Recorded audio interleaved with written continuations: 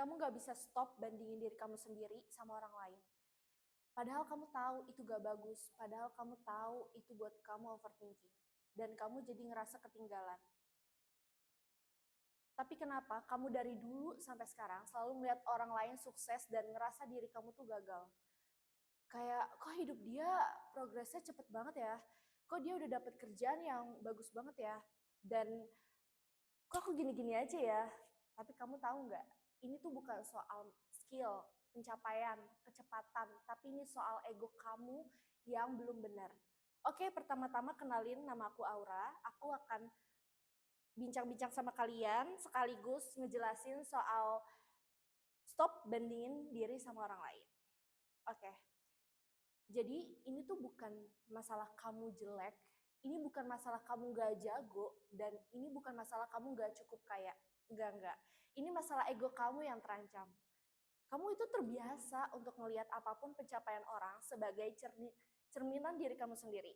Kalau lihat orang lain sukses di usia muda, kamu tanya diri kamu kenapa kamu nggak sukses-sukses.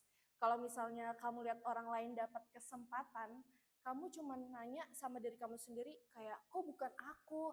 Kenapa harus dia yang dapat kesempatan itu? Apa aku yang kurang? Apa aku yang salah? Nah, karena kita ngerasa segala sesuatu itu seperti kompetisi. Ngerasa insecure, ngerasa terus-terusan kecewa sama diri sendiri. Dan ketika kamu udah jadi lebih baik dari orang lain, kamu akan terus banding-bandingin sama orang lain. Dan saat ketemu orang baru yang lebih baik, kamu akan ngerasa kayak, oh ternyata dia lebih hebat, dia begini, dia begitu. Dan itu jadi patokan terus dan gak akan berkembang.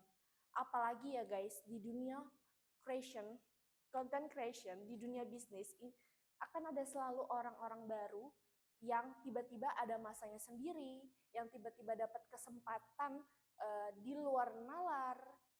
Dan I will never ever feel enough kalau misalkan aku terus menjadikan pencapaian orang lain sebagai stepping stone aku sendiri. Itu buat kita jadi ngerasa gak akan maju dan gak akan berkembang gitu. Dan faktanya kamu tuh ngebandingin diri kamu sendiri sama orang lain karena kamu lagi menghindar aja sama kerjaan yang harusnya kamu lakuin supaya kamu jadi pribadi yang lebih percaya diri. Nah, dan faktanya juga ya teman-teman, lebih gampang buat ngelihat hidup orang lain dan mempertanyakan kenapa kamu di belakang daripada bertanggung jawab atas kenapa kamu beneran ketinggalan. Oke, kalau kamu pakai effort itu untuk usaha dan energi kamu itu, actually work on yourself, dan akhirnya finally commit to stop playing your phone. Coba nih, pakai segala tenaga dan waktu kita untuk diri sendiri yuk. Jadi aku minta sama kalian untuk hafalin ini ya. Coba pakai energi yang kamu buat iri untuk diri sendiri. Sekali lagi, pakai energi yang kamu buat iri untuk diri sendiri. Aku yakin kalau kamu pakai repeat itu dalam otak kamu setiap hari, hidup kamu bakal beda banget 90 hari dari sekarang. Oke, terima kasih, sekian.